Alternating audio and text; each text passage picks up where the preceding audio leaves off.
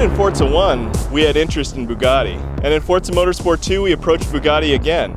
But at that time, Bugatti wasn't really interested in being in video games. But video games today have broadened out, and they're actually part of mass media. So I think that's opened up the door for us to do something with Bugatti. So now they're actually excited to be in video games. They're excited to be in Forza Motorsport.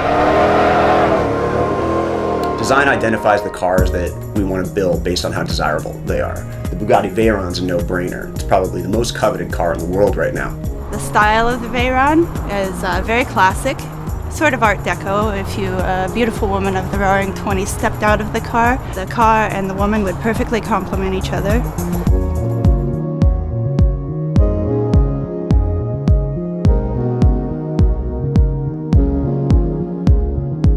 Bugatti Veyron, it's a technological masterpiece, not so much in that it made 1,000 horsepower, because that's really not that difficult to do with an 8-liter engine, but more in the sense that it's drivable as a 1,000 horsepower car.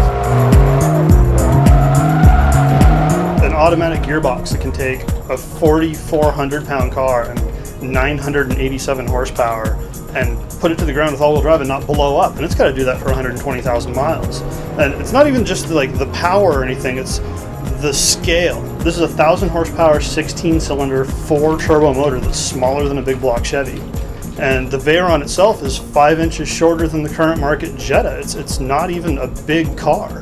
To have such a beautiful design and be able to hit 250 without just frisbeeing off the road it's just incredible.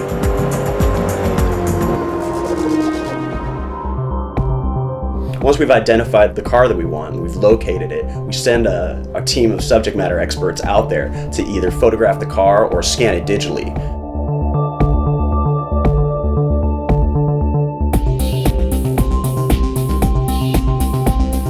This is, in some ways, the most exciting job on the team because you get to put your hands directly on the metal of cars that most people will never see in person. One of the new features for Forza 3 is cockpits. This presents an interesting challenge from a modeling perspective because it's so hard to get the sense of scale from inside the cockpit and communicate that in game.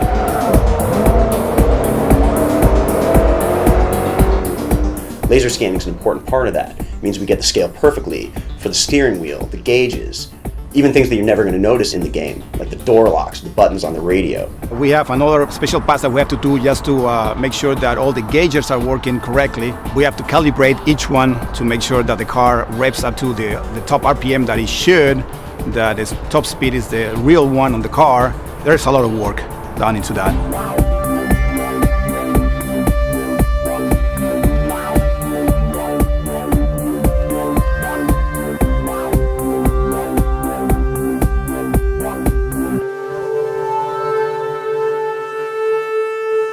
Result is a super high definition mesh. For Forza 3, we've completely revamped the graphics engine. We're pushing 10 times as many polygons as we have on any previous version. It manifests itself by what you see in the game, the beautiful lines of curvature, the detail, and the lights and the lenses, the detail in the brake rotors and calipers that are so close to reality they're almost indistinguishable. What you see in game is what we saw on site as we photographed and scanned the car. And the cool thing is not many people in the world have seen this car in person, only in pictures. Some people haven't even seen the interior of this car. And in Forza 3, you're going to be able to customize it, you're going to be able to drive it, you're going to be able to see the interior, you're going to be able to do almost anything and everything with this car that most people will never see in their life. Everybody's psyched about having that car in our game. It's one of the most advanced cars in the world right now. It's something out of this world pretty much. It's amazing.